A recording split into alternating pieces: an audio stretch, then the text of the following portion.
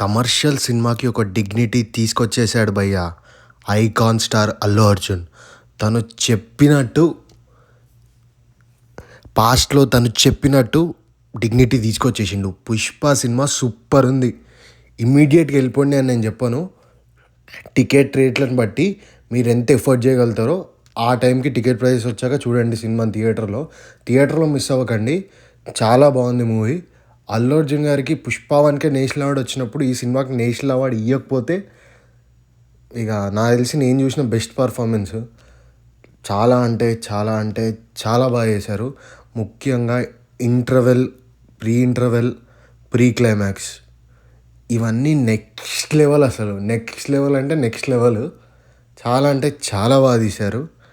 ఇంకా క్రేజీ ఏంటంటే ఫహద్ ఫాసిల్ గారికి ఉన్న రోల్లో చాలా బాగుంది. సునీల్ గారిని కొంచెం హీరోకి ఎలివేషన్స్ చేయడానికి యూజ్ చేసుకున్నారు. బట్ అల్లు అర్జున్ ఫ్యాన్స్ ఎవరైతే ఉన్నారో వాళ్ళకి ఈ సినిమా ఒక ఫీస్ట్. లిటరల్లీ చెప్తున్నా, డిఎస్పి మ్యూజిక్ చాలా బాగుంది. శామ్ సిఎస్ గారు కూడా కొట్టినట్టున్నారు. మరి ఎవరు కొట్టారో తెలియదు మనకి, కానీ మ్యూజిక్ బాగుంది. యాక్చువల్లీ సాంగ్స్ చాలా బాగున్నాయి.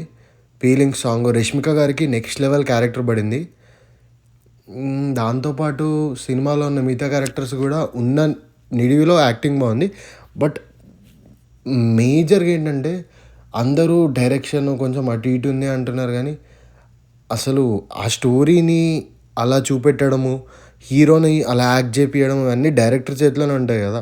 నాకు సుకుమార్ గారి టేకింగ్ మాత్రం చాలా బాగా నచ్చింది. ఓకే, స్టోరీ కొంచెం లాగారు. సినిమా ప్రీ క్లైమాక్స్ ఫైట్ తర్వాత కొంచెం మెలోడ్రామాటిక్గా అవుద్ది. బట్ ఓకే, ఇంత మూవీ మంచిగా తీసినప్పుడు అలా చిన్న మిస్టేక్స్ ప్రతి మూవీలో ఉంటాయి. ఈ సినిమా మాత్రం బాహుబలి 2ని దాటితే ఇంకో తెలుగు సినిమా చూడాలని ఉంది. ఇది జస్ట్ నా కోరిక మాత్రమే. గంగమ్మ తల్లి జాతరకే అల్లు అర్జున్కి నేషనల్ అవార్డు ఇచ్చాలి భయ్య. నాకు తెలిసినంత వరకు అయితే నా పర్సనల్ ఒపీనియన్ అది. మీరు మూవీ చూసుంటే మీకేమనిపించిందో కింద కామెంట్స్లో తెలియజేయండి.